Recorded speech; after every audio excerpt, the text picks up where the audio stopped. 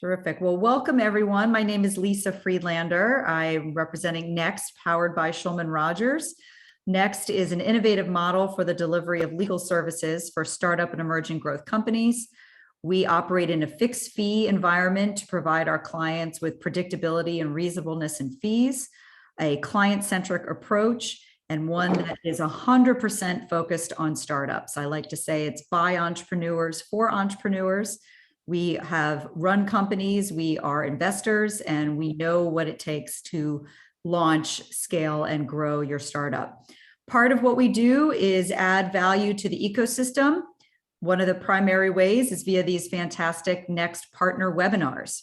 And I am super excited today to have with us our partners at Early Growth to talk about one of the most quintessential and fundamental topics that everyone is always interested in, which is financial modeling and fundraising. So a huge thank you to Early Growth, Samara Davis, and of course, our speaker for today, Eric Berk. Eric will kick us off in a moment. Feel free to interrupt. Eric has graciously agreed to be interrupted throughout the presentation. We want this to be informal and discussion-based. So if you have questions as we go along, feel free to chime in, raise your hand, hit your icon. Eric, I'm happy to help you moderate and let you know if questions are there. And with that, and also feel free to put questions in the chat if you're more comfortable with that.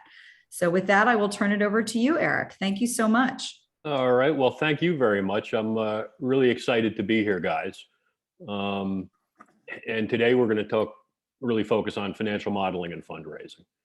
And Early Growth, where I work, basically think of us as keeping the train running on time. What Early Growth does for young companies is really manage finance and accounting, building systems to scale. So it's making sure that whatever we build today is going to work for us as we grow. And the good news is we've done this a million times. I hate to say that, but there's a process.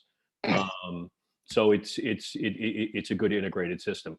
We don't just focus on finance and ops. So we have a division that does people ops. We have a division that does risk. So it's trying to be one-stop shopping for you as an entrepreneur as you grow your business. Who am I? Look, I've been doing this for a long time. Sometimes, part of why I'm there is the gray hair in the room. But effectively, I've been the CFO, VP of finance, whatever you want to call it, for a boatload of tech companies. Let me talk about the last two and Early Growth. But if we go back 2 companies ago, it was a big data company, Automotive Mastermind. In New York, our basic premise was we were going to help car dealerships sell more cars more quickly. So we would take 7 years worth of a dealer's data, look at all those individuals, go out to the web, and basically predict who was going to buy and why they were going to buy. There were 8 simple characteristics that came up to the salesperson. They were then ranked 0 to 100. Somebody in the 90s was 5 times more likely to purchase a new vehicle than somebody in the 40s or 50s. The key is the software worked. And in the SaaS world, and from my point of view, product-led growth is really the right way to go. We ended up partnering with JMI Capital. Our A raise was about 45 million, which is a combination of primary and secondary. And I think it's really important, guys, that you do that. It's good to take some money off the table with on the secondary side. Maybe not enough to buy the island, but at least enough to live on the island. You make better decisions when some of that's behind you. We ended up selling the company in about 3 years to IHS Markit. We were never looking to sell. We were actually in a discussion with them about data and partnering, and it became pretty clear that it was more than that. We went from 25 people to north of 250 people. It was just an awfully fun time, but the key was having the right metrics and controls in place to help manage that growth. The other thing that's obviously critical there is culture. And I'll talk about that also, because I think done right, financial planning and modeling actually adds to culture. Metrics become part of who we are. They become part of our cultural DNA. And that's the only way, in my mind, we can scale efficiently. And the reason I say that is, if you're in hypergrowth, you're adding lots of people each month. Culture is the only thing that unites us. It kind of keeps us, aligned. So I may be a finance guy, but you're going to hear me talk a lot about culture, because at the end of the day, finance done right is part of a process. It's not a process in and of itself. I also spent time at some big companies, which is why I now like little companies. But it was awesome having time at Martha Stewart or Time Warner, which actually I was there for Time Warner, then Time Warner. Actually, I was there for Time, then Time Warner, then Time Warner AOL. I was part of that deal. I thought it was great at the time. We don't need to speak about it now. So let me go to the next slide. What are we doing when we build a budget or a financial plan? It's really a story, right? It's really, how are we getting from A to B? It's also okay to talk about our mistakes, like they happened, right? But the key is, how did we respond? What did we learn from that? Good budgets or good financial plans really aren't, while they're based in numbers, they should really be based in strategy and be operationally driven. The issue is not what number comes out. The issue is, how do I get there? What are the steps that allow me to get there? And with that, metrics, milestones, POCs, metrics, KPIs are critical, because a lot of what we're doing and building, you can't really necessarily say there's a financial point at which this thing really succeeds. It really is going to be, how do we manage and drive the process? And the other thing is, a lot of times, most of what we build is a P&L, right? But don't forget about the balance sheet. Things like receivables, things like payables. The balance sheet is where a lot of sins are hidden. So it's really important to be looking at both sides of this. And today more than ever, cash is king. So one of the things that I look at as we do this is, how have we done so far? How has our cash management been? Have we done things like look at whether it's Microsoft or AWS? There are dollars out there that they have that we can use. They're partnership programs that they have. Have we gone and done that? The R&D tax credit, which effectively, for every $100,000 of R&D spending in the U.S., you're eligible for a tax credit of about 10%. So it'd be $10,000, which then we can use to offset payroll tax. So it's pure help to us from a cash flow point of view. All I'm saying is, history is a predictor. So if you've done a really good job and been really smart about how you've gotten from A to B, and now we're going to go from B to C, that gives me a lot more confidence than if I see a shaky road. So I hope that makes sense, guys. Every business has a number of kind of key assumptions, but it's really our job in building this thing to think about what they are, how do we manage them, how do we report on them. But my basic approach to modeling is focus on the key levers, right? And really that comes down to understanding your business, what you're growing. But there are also things, that we can talk about here, things like revenue per salesperson, lifetime value. We'll get to that, but it's really, again, how do we get from where we are, if we're young, to a POC or an MVP? If we're at a different point, it's how do we get to, maybe it's $2 million in ARR. We'll have to figure out what those keys are, but that's really what this process is about. From a revenue point of view, I hate to say it, I hate growth percentage. I really want to, if we can, and we're far enough along, use pipeline as a great tool. What do we have sitting in pipeline? How is it grown? How does it close? If we're younger and we kind of don't have revenue yet, there are standard model capacity planning models we can use, which says a salesperson in this kind of environment normally sells this amount of product. It takes him or her 6 months to get up to speed. So how do we manage that, kind of what the expectations are going forward? But this obviously is critical, because this is what allows us to pay for our expenses. On the expense side, what I would say is, you've got to do it at a departmental level, because part of what we're trying to do as we grow is spread responsibility down in the organization. So it's really important to do that. Now, we already have all of this data, whether we think we have it or not. And what I mean by that is, if I'm running a young company, I'm spending out of my bank account, I'm using what I call CIB as kind of my management style. So it's cash in bank to tell me kind of where I am. But that bank register tells you all of your vendors and all of your spending. Credit card statement will have the same. So, you don't have to have an accounting system to be able to do this stuff. A simple Excel spreadsheet where you're tracking by department is a great start. I'm not saying that's where you want to end up, but it allows you to do this. It shouldn't be an impediment that you have data, whether you think you have it or not. And for me, what's critical on this in many ways are metrics, because metrics allow us to compare ourselves. And there are a ton of them. Again, I think most organizations should focus on 4 to 6. I think they've got to be what helps drive your business. So I'll go back to Mastermind. We had 4 basic metrics that we lived with. They were beaten into us, every day effectively. One was simply number of days between sales and somebody being, live, because for us that was an issue. But I think 4 in general that are really valuable to talk about. One is a sales equation. Okay, and the sales equation is nothing more than, average order value times total number of opportunities times close rate divided by days to close, right? It effectively gives us a metric and a measure of kind of how efficient our sales organization is. The good news is if we push on any of those, right? If we improve average order value, if we improve, conversion rate, if we shrink number of days to close, it all pushes us in a certain direction. And again, it allows us to be comparative in a way to other companies that are same size. LTV to CAC is another one that I think is really, really important. It's simply lifetime value divided by customer acquisition cost. Lifetime value, the simplest way to think about it is annual recurring revenue divided by churn. So effectively, the greater your churn, the lower your lifetime value. And that multiplier is pretty significant, meaning, let's say our average order value is $1,000.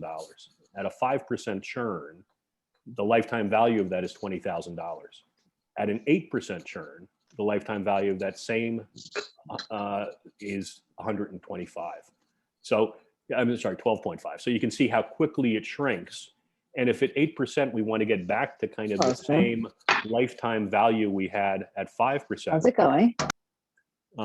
We need to have 1.6 instead of 1,000 sitting out there. So LTV is a really important number for us. CAC is nothing more than customer acquisition costs, and that's really total sales and marketing divided by number of new customers. So the simplest way to think about this thing is, what's the lifetime value of my customer and how much does it cost me to acquire him or her, right? So if I'm spending, if my customer value is $3,000, but my cost to acquire is 1,000, that's a ratio of 3. Now 3 is a great number in CAC. And quite honestly, if you're at 3, you should be spending more on marketing. Okay, because it means you're really, really efficient, right? Obviously, if you're at 1, it means that, every dollar you're bringing in is simply at break even to your cost. Now, that's this. No, sorry to interrupt. We have a question in the chat that I was actually going to ask myself. It's just to pause for a moment on LTV and CAC, because every entrepreneur has a different definition. You've been advised different definitions. What do you include? What do you don't include? So any best practices in terms of LTV and CAC that you can offer would be great. Sure. I mean, for LTV, it really is going to be, again, to me, I tend to look at it on at least an annual basis. But effectively, it should be ARR divided by churn. I think that's the simplest methodology. Now, what I like to do with both LTV and CAC guys is not look at it a revenue basis, but at a gross margin basis. Okay, and that's because gross margin is what we really have to use at the end of the day. So I think it's really important sometimes on these to be looking at a slightly deeper level, slightly under the kind of level 1, because that really helps drive this thing. CAC, the challenge in CAC is getting all sales and marketing costs in, right? Because especially if you're in enterprise sales, it's a long sale. There are many touch points. But I try and look at most of these in a very simple way, because I think part of what we're trying to do with metrics is get it shared in the whole organization. It's not us just understanding LTV to CAC if that's important to us, but it's the organization understanding it. So that's why I think that you kind of, you need those definitions. So I hope that makes sense, guys.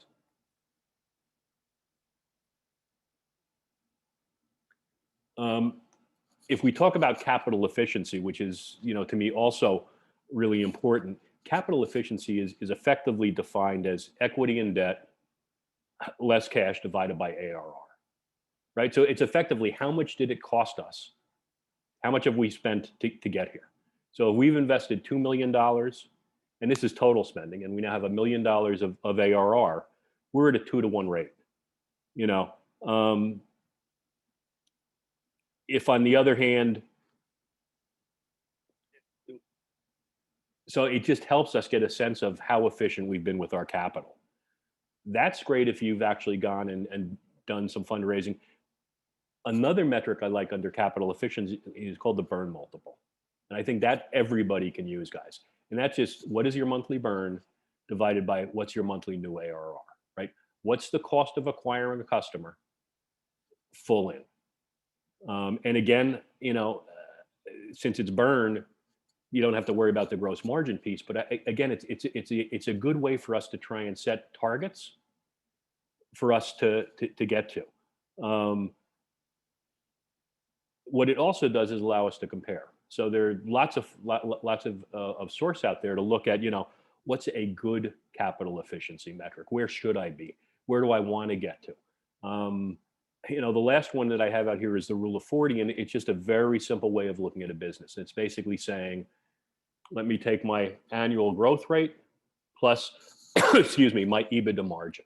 So if I'm growing at 100%, it's okay if I'm losing 60% on the bottom, because in a SaaS business where this is hopefully long-term, low churn, that investment is going to pay for itself downstream. If on the other hand, I'm growing at 50% and I'm losing 50%, that's not going to, the business dynamics have issues. And probably if you went underneath the onion there and looked at LTV or to CAC or sales or churn, you're probably going to see some issues that come back to bite us in the tail. But those are just 4 guys that for me really help us manage the process. And again, I said it earlier and I'll say it again, metrics done right become part of your DNA. They become part of who the organization is. They help everybody focus on things that we think they should be focused on. So I think that's really important. The other thing that I would add to this, and I'll talk about it a little later, is transparency, meaning share this stuff. Okay, I think that's as true of the financial model we're building as when we go to fundraising. I just think transparency really helps align everybody. I'll again, in some of my former companies and kind of best practices, after every board presentation, we gave a redacted board deck that we talked to the whole company about. They don't need to necessarily see exactly where burn is and other things, but understand where we're going. For most of my companies that I help today, after any raise, we tend to try and do some form of all hands meeting, talking about how are we using the funds. So it's getting everybody level set. It's getting everybody bought into the process. Now, if we've built a good budget, that's already happened, right? Because people have given us their input. They understand what we've talked about as kind of, their potential departmental costs and kind of what the goals are. But all of this flows out of, again, what is budgeting that's not focused first on numbers, but focused first on strategy and operations. So I hope that makes sense, guys. I don't know if there are any questions. Nothing in the chat. Anybody want to unmute and ask a question before Eric moves on? Okay, let's. All right. Well, in that case, I'll take yeah. So look, fundraising. Fundraising is fundamentally an issue of trade-offs, right? It's capital versus dilution, and with that dilution, there may be some different issues on control. But I always believe it's really important to talk about, what is that MVP or POC kind of milestone? Where are we when we're ready to do this? And to me, again, because it's that dilution trade-off, I want number 1 here to be as solid as it can, meaning the goals, the milestones, that we're actually there, we've got traction. Part number 2, kind of, expenses and that stuff, to some degree comes out of what we need to do, and I hate to say it, how much we need to spend, right? Because that's really driven by kind of the nature of our own business. You can do this from a bottoms up or top down approach. I really believe it's got to be bottoms up. It's got to be, let's start underneath. Let's talk to the people who control things. Let's build this way, rather than saying there's this huge TAM. Here's how we get to a number. Because again, this should be tied to strategy and operations. And the only way I can do it is bottoms up. It takes time to do, but it's once you have it, it becomes a great living document for you, right? The model we build is not a one-time build and it's done. Part of what we need to make sure is whatever accounting system we have in place, however we're tracking our costs, we're able to actualize it each month really easily. Because if all it is a bunch of numbers that, are estimates, that's nice, but I should be able to have my actuals in for history. And they also give credence to what the other numbers are. Look, the most important thing in all of that we're talking about with fundraising is use of funds. Because again, as I said earlier, fundraising is basically a trade-off between investment and dilution. And I really think that detailed use of funds analysis, that waterfall, is critical for us. And the reason is, again, it helps the entire organization understand where we're going. It gives people boundaries in terms of what their budget is or will be. Many times there's so much pent up demand by the time we get to a fundraise that kind of everybody's looking for everything. And part of what hopefully use of funds and the model we built does is create the roadmap for us. It kind of says that, okay, here's step A, here's step B, here's step C. Now we know they're not going to always work in that precise direction, but they really do allow us to, again, have that operating plan. I talked, earlier, again, kind of milestones and metrics, because that's a way of helping to ensure we're on plan. Spending is just not enough. That's just one component. If we're spending in marketing, the question is, how well are we doing in terms of, number of new customers, whatever it might be. Again, it's going to be specific to your business. And as I said, financial capital is important, but what's far more important with whoever you're going to be raising funds with, in my mind, is intellectual capital and fit. They need to be great partners for us. And, it's really important that our culture matches their culture. I'll go back again to Automotive Mastermind. When we went out to do our A raise, we did a week's dog and pony show in New York and Boston, and also a week out on the West Coast. We ended up in the end selecting JMI Capital, or JMI Capital selected us, or let's say we selected each other. We did that because they're great at SaaS. They were great. They really knew our space. But they also had found us before we ever found them. They had, spent the time to help understand us. And from a cultural point of view, it was just a great fit. Our first board meeting, and this is kind of right after we closed the deal, was in January. It was in Jackson Hole because my two co-founders were Germans who grew up skiing in the Alps. Most of the guys and gals, at JMI were skiers. So, we had a great week bonding, kind of going over, because it was January, fully what have we vetted out for the next budget season. But they're your partners. You're going to spend a lot of time with them. You really want, again, it to be a great fit. The other thing we should be doing as we're doing this modeling and stuff is just building out a digital data room. Okay, it's great to have one-stop shopping for all of our key documents. So, whether they're articles of incorporation, board minutes, the financials that we've talked about, it just allows us to have one-stop shopping for data. And that also helps with the whole issue of just making sure that, whatever we have is the most current, latest, and greatest. So again, just something we should be doing as we're looking at this stuff. And then the last piece, as hard as it may be, is have fun with this process. I hate to say it, but I really enjoy when I'm fundraising for a company, because part of what we're doing is telling a story. And that story, like a mastermind, was an exciting story, right? We started with X, we're now at Y, we want to get to Z. Here's what we need to do. Enjoy the ride, because it ain't easy. And that's really kind of what I have to say today. So I hope this makes sense, guys. I hope this helps. Tell me how I can help you. Can we get the PowerPoint, the bullet points? I was trying to write really fast, but you were faster. I'm sorry. I'm a New Yorker. This is how we talk. Okay. We will be circulating both Eric's presentation and the recording. Okay. Regina, did you have a question back up on page 1? I see in the chat. Feel free to unmute yourself or add it to the chat. Yeah, I just wanted to see the last page, the prior page. I missed the data room. Yeah, thank you. Okay. Yeah.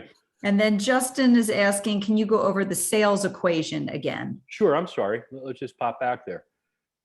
So if you think about it, I don't need to go there.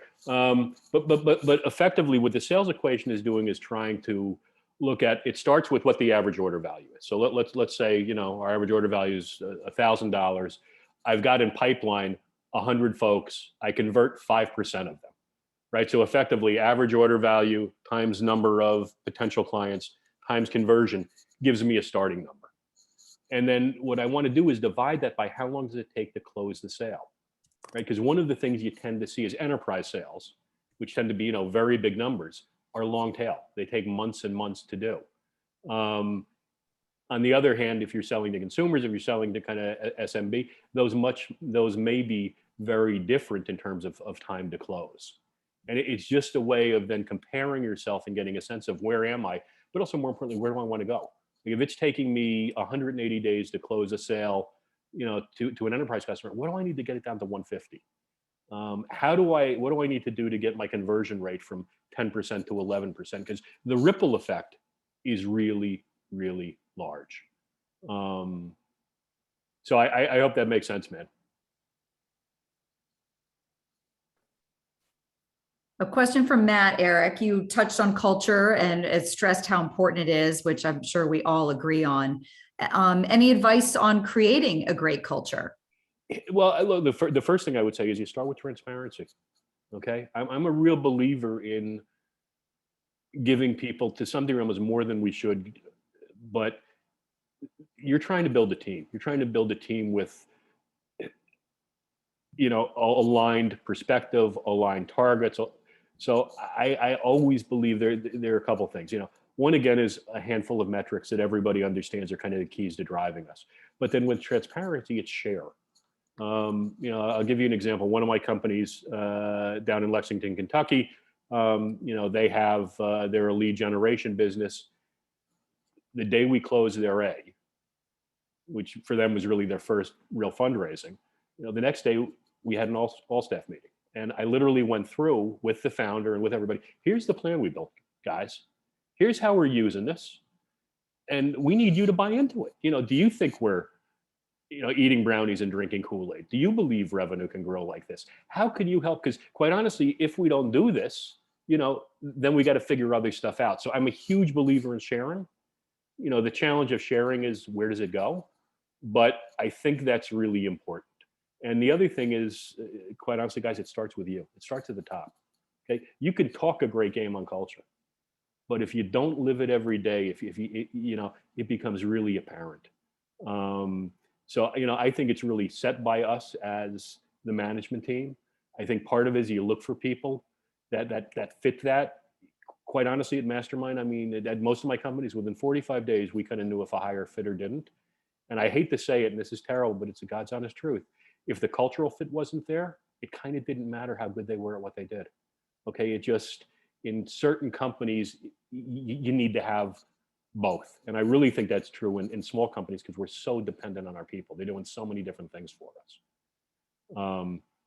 So I hope that makes sense, guys. I also think there's certain things you do. And like post-COVID or pre-COVID, one of the things many of my companies did is, we always had some kind of annual meeting. We always got everybody together for 2 or 3 days. We usually did it in the summer. We went to, we'd rent out a summer camp. So, it wasn't luxury, but the idea is offsites, I think, are really, really valuable. And even maybe more today because of COVID than they were pre-COVID. But it's an expense you want to budget. It's part of what you want to build. Because, when you leave there done right, again, you're aligned. And all of this stuff that I'm talking about with culture, again, just gets back to me to one basic issue, which is alignment, right? I think of companies and I'll use a simple acronym, REAL, and it kind of starts with revenue, right? Then you got to make sure you're engaging your customers. So, things like churn are low, then you need alignment, that you're all pulling in the same direction. And again, I think culture helps get you there, and then L is leverage. You got to do it over and over again. Like one of the things we got to do every time we deal with a customer is just get better and improve. So I know you're hearing a finance guy talk about totally non-financial stuff, but it's critical to how we grow this company, guys. And again, finance done right plays a role there. I think it's always super important. Eric, if you had to sort of summarize, if you don't do anything else, do this. Or the flip side is, if you don't want to make the biggest mistakes of your life, don't do this. How would you answer sort of the things that are critically important and the biggest mistakes you've seen? Look, I think the biggest mistake I've seen is believing your own hype. Okay. It's putting together a model that you look at, and you may look at the metrics, but yeah, we're going to kick, LTV to CAC for us is going to be X. And it's like, it's too easy sometimes. And it's really hard as a founder, because you've got this dynamic of, I got to believe, right?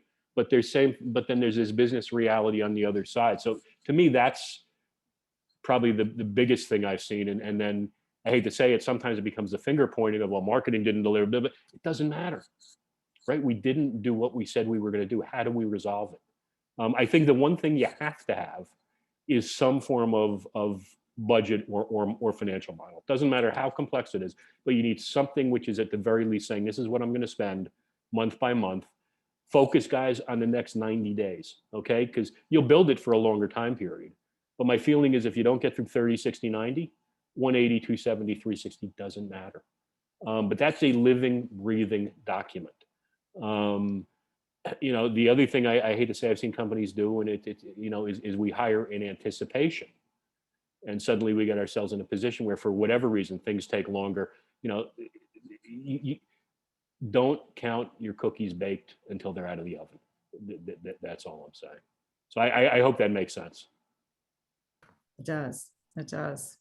Any additional questions for Eric? I can certainly keep going. I got plenty of them, but anybody in the audience, we've got plenty of time left.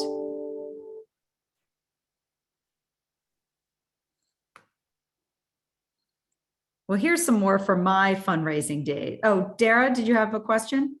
Yeah, I just had a quick question for Eric, and thank you for this session. This is pretty valuable, I have to say. Oh, cool. Thank you. Pardon the pun. But just curious, the difference you've seen over the last 12 months, how companies are approaching this differently. I would argue 12 months may even be too long a time period. I mean, I've seen changes in the last 3 months. Yeah. There is clearly a flight to profitability. There is some sectors which 4 months ago or 6 months ago, raising wasn't an issue. It's now, much harder. Like I've got 2 companies who, both were on the road, doing well, good dynamics, but we're in sectors that now are out of favor. So, capital intensive business, great dynamics, but nobody wants to kind of fund that level of capital risk. So yeah, I do see a real flight to both shrinking kind of time to profitability. I'm doing that with many of my guys as we look at their models and talking about what can we do to maximize gross margin. Gross margin at 70% might have been nice in the SaaS company. I need it to be 80 plus now. It's really been a sharpening of the pencil, I think.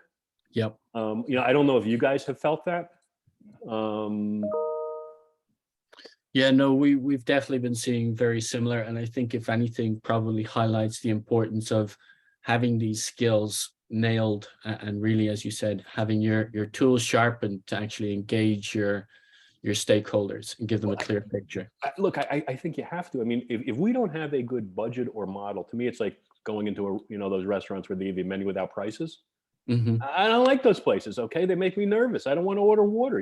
CFO also means chief financial officer. So yeah, to me, but again, it's alignment with the rest of the team, right? Yes. If we can talk about what this is, if we can actually then go back, at end of quarter and say, how do we do, and Mhm. show everybody. To me, it's again all part of building a team, and I don't think we can really today build a team without giving them some access to the finances and what we're doing. I just don't think that's fair. Yeah, I agree that transparency is very valuable. Thanks, Eric. Sure. Great question, Dara. I added in the chat a link. You may have already seen it, but the Y Combinator basically warning all of its startups of what may come, a little doom, doom and gloom. Yes, the storm coming. Look, the other thing, guys, and this is going to be silly, but it's my own personal preference, and actually I've seen it on the fundraising side and I don't know if this is going to offend any of you guys, but sole CEO companies to me don't do as well in fundraising as companies that have two co-founders. And the issue there primarily is when I put on my investor hat, nobody can be good at everything. You just can't be, right? So if I've got one half of the team who's focused kind of on sales and marketing and go to market, and the other half who's focused on tech, it just feels like a more natural break. Now, the other thing that, is important is having that third wheel, which is a finance wheel. Now, that sales and marketing person can own that. If he or she, if that's what they're good at, great. If not, then again, you want to make sure you have the right resources so you just have the tool. And many times, like with most of my companies, what we do is we build the model and then it's theirs. Okay, I may come back and we may fine tune, but it only works if you own it. It only works if it becomes part of, again, your kind of process. If it's something we, pout out once a year or once a quarter, it's not good enough. We should be having regular meetings with our department heads on spending, where they're going, what do we need next month? What changed? Again, it needs to be a living, breathing document. If you think about it from almost a roadmap point of view, it's kind of like Waze, which is able to kind of as something happens, redirect me. We kind of want the model to do the same. Okay, that's got to be kind of how we manage that piece. So I hope that makes sense. Rob, I see you raise your hand. Hey, thanks. Just a quick question. What is, for you personally, what is the best way for somebody to reach out to you, and what is it that you want to see on that initial outreach, be it a cold email or a phone call or whatever it is? What I really want to understand is, what's your business? Kind of where are you in life cycle? Do we have revenue, not have revenue? How many people? What are we burning? But almost more importantly is, what are we solving? Right? What's the reason for why we're doing this? And the other piece is, what data do you have to date? What do you share with your investors? What do you share with an advisory board if you have it? What do you share with senior management? Is there a weekly flash report that gets sent out? Again, it's all going to vary by company, but it's really a question of what's important to you that should be important to me. Think of it as a mind meld. Do you think structuring that as just a simple deck and attaching that to a cold email? I mean, is that something that you guys? That's a starting point. I mean, it really comes down to what we're doing here. Robert is talking and figuring out, where are you and how can we help? How can we best partner? If it's partnering at a CFO only level, that's cool. If it's partnering to kind of start with accounting and finance and make sure we get, that in place. The key with either is we just need to make sure our tools are scalable, right? So whatever we build has to be not just good for today, but good for where we want to be 6 months, 12 months, 24 months. And the good news is the tools are pretty darn easy today. So if I can use them, you have no issue. So Good, thanks. Thanks, Robert. We have a question from Denise in the chat. She's doing a friends and family raise of 1.5 million, pretty high for family raise. And she was advised to put up, I think you mean an SPV, Denise, so that you don't have necessarily a lot of individuals on your cap table. Any thoughts on that, Eric? Look, cap table management to me is at one level very simple, and I hate to say it, whether it's Cardo, they're just good tools out there to utilize. There's no reason not to do what you've described there. I guess my question is, do we have a sense of what valuation is going to be on that 1.5 kind of post money? Is it a simple agreement? What's the nature of the transaction? Is it a simple safe? Are there discounts? Yeah, it's a simple safe that we're doing. We're valuing the company at 8 to 10 million. We got an offer for our company for 6.5 about 10 months ago. Okay. And how have things changed over 10 months? Revenue is now double, 50% higher, the same? Yeah, revenue's doubled. Cool. We are a CPG company. We're going into Walgreens in September. We're growing in CVS. We have meetings with Sprouts and Whole Foods. Awesome. And how are you guys dealing with cash flow? Because I hate to say it, like it's Yeah. great to be in big box stores, but they pay you in 151 days, right? Yeah, so that's one of the reasons for the raise. Okay. I had that feeling. I mean, look, that's the reason why the raise is so high. I do know a lot of my friends have a lot of money. So it's the reason why I can actually do that particular kind of raise. I know it's kind of unusual, but I also think the other thing is raises have gone up, meaning if you just look at, say, a Series A, right? Last year, average Series A was a little over 15 million. You know, year to date, it's now 22 million. So some of these definitions have so changed because back when I was a CFO, you know, running companies, an A raise at 25 would be a really big A. So but yes, I mean, the other question is, are there any vendor financing options? And what I mean by that is, you know, one of my companies is in the fulfillment business. You know, we have a great relationship with very large Levi's.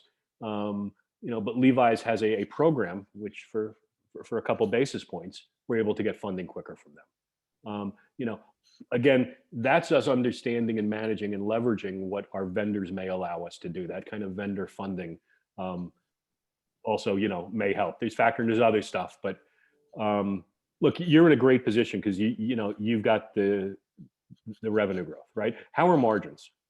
Because I mean, my one concern, I hate to say it, about, you know, dealing directly with the public is just that.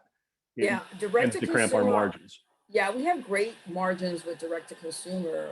You know, going retail. Right, but what will retail do? Because retail's a whole different. It's a whole different animal because with CVS we're able to ship direct, so we eliminate the distributor fees. With Walgreens, they're letting us on this first 1,000 store. They're letting us ship direct to their warehouses, but they have indicated going forward, if they expand, that they would want to deal with us through a distributor. So it is going to change the margins going retail. So we're really trying to focus our business to be at least 60% direct to consumer. So we constantly have cash flow coming in, and the other 40% growing through retail.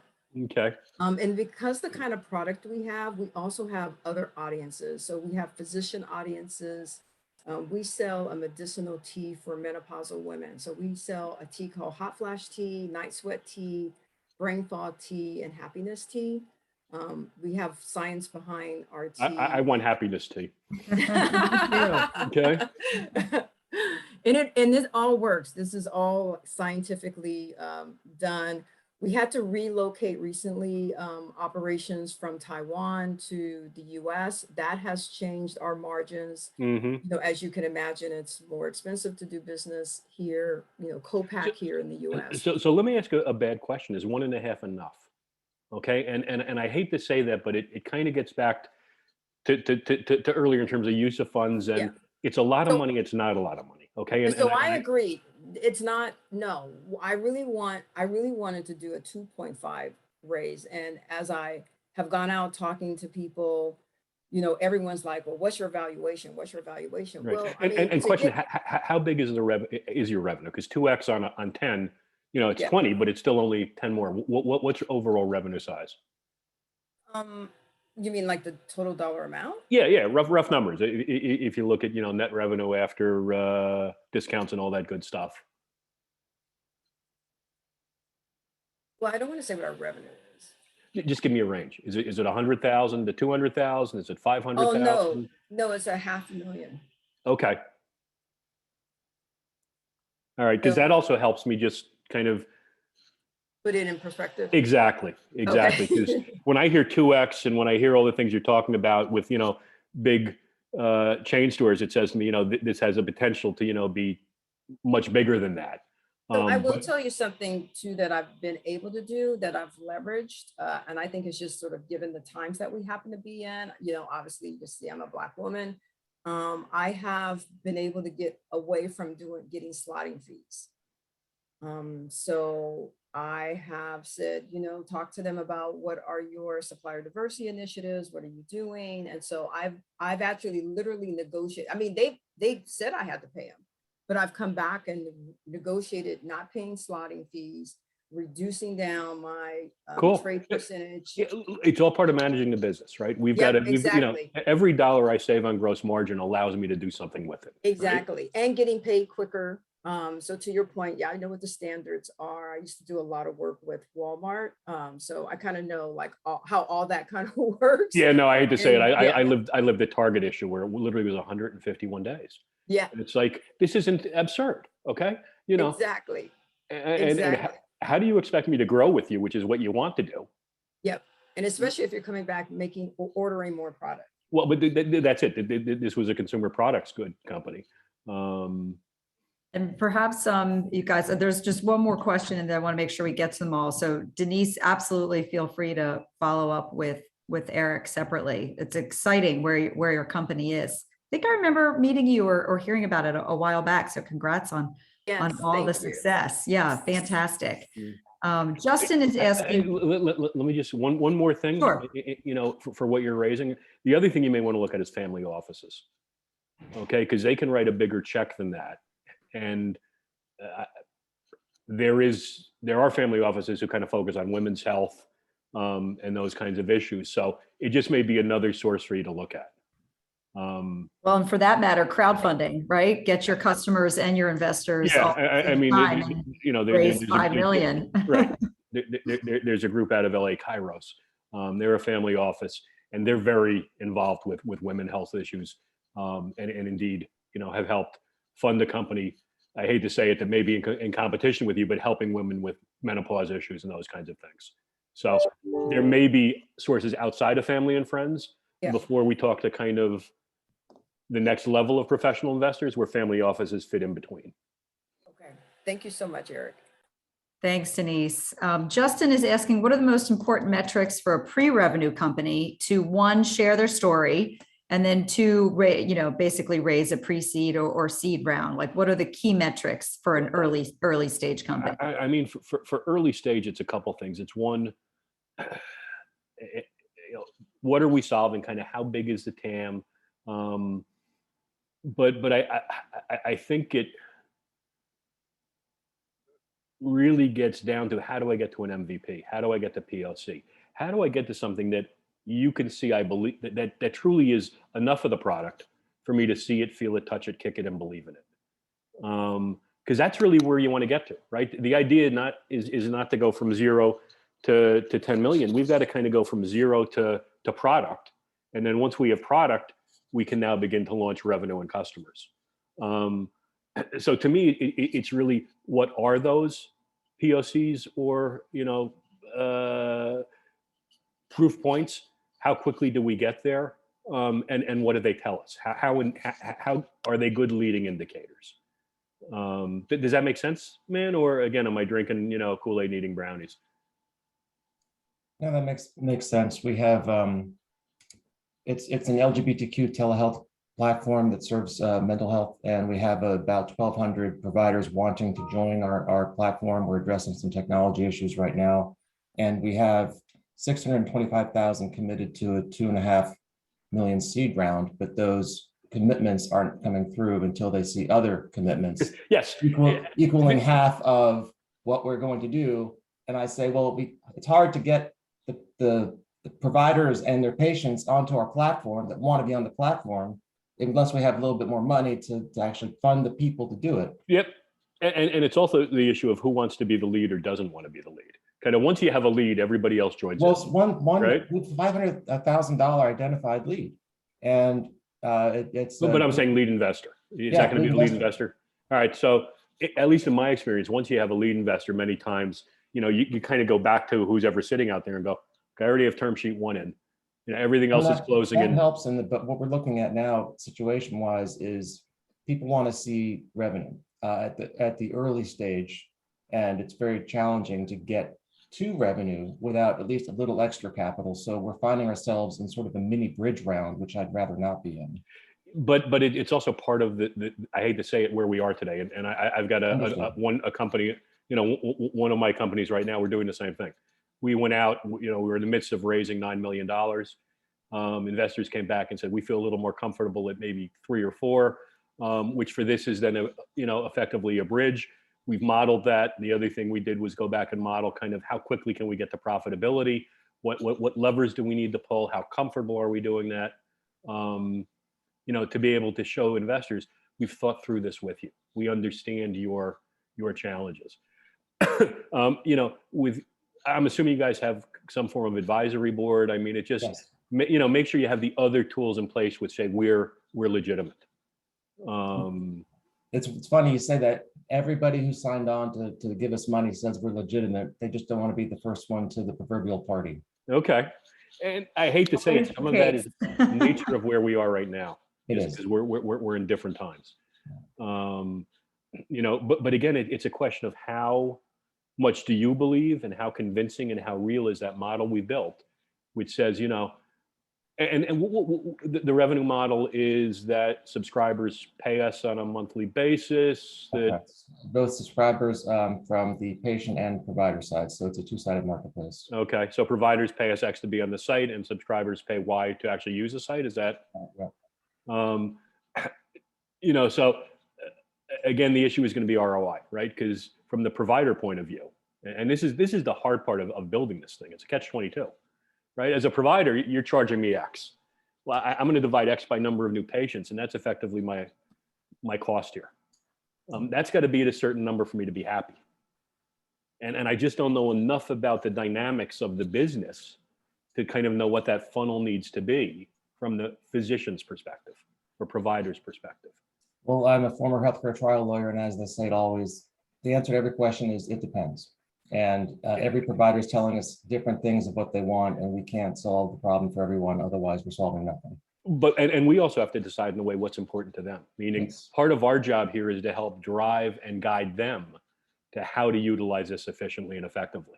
Exactly. So it allows us to kind of create one template and not a template for everybody, because you can't do that. There's no cost-effective way of doing that. So again, hope this all makes sense. But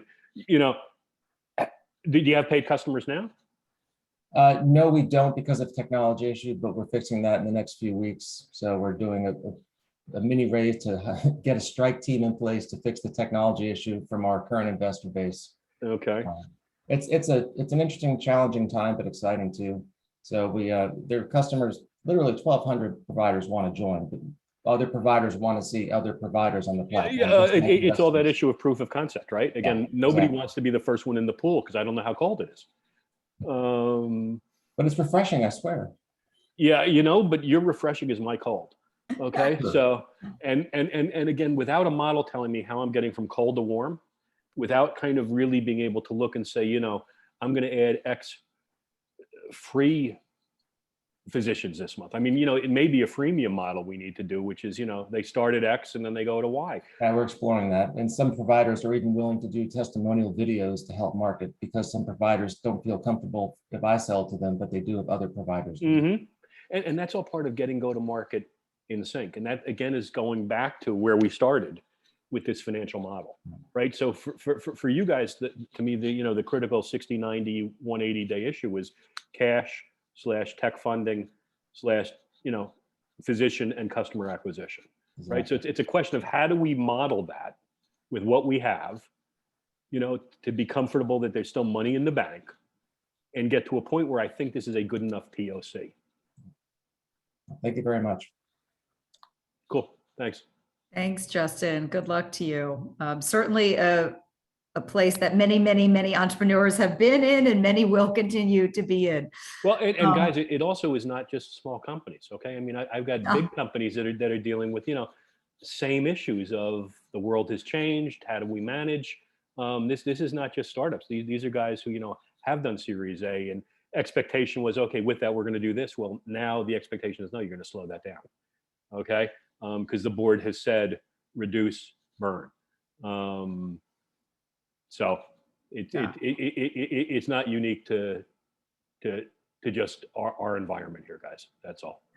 Not at all. Well, all great questions. As we wrap up, Samara, would you mind putting your contact information in the chat? Guys, anybody who would like to learn more about early growth or get in touch with Eric and his team, Samara Davis is our point of contact. She'll add her email to the chat. I will also be following up with an email to all of you, including the presentation, Samara's contact information, as well as the recording for today's session. Again, a huge thank you to Early Growth, Samara, and especially to Eric. It's been fantastic. Really, really loved not only the meat of what you said, but the context within which you put it in. And again, reference to culture and bigger picture. Sometimes all of that gets lost. So thank you so much. And thanks for everyone for joining us. I put in the chat links to our website and events page. We have stuff going on all the time. Next week, we have a Pitchmasters pitch workshop on the 15th at 11 a.m. And for those of you that are local, an in-person networking happy hour at Schulman offices on Thursday, the 16th at 5 p.m. So please follow us on LinkedIn, stay in touch. We always have exciting events going on. And thank you all for joining us and have a great rest of your day. Yeah, thanks, guys.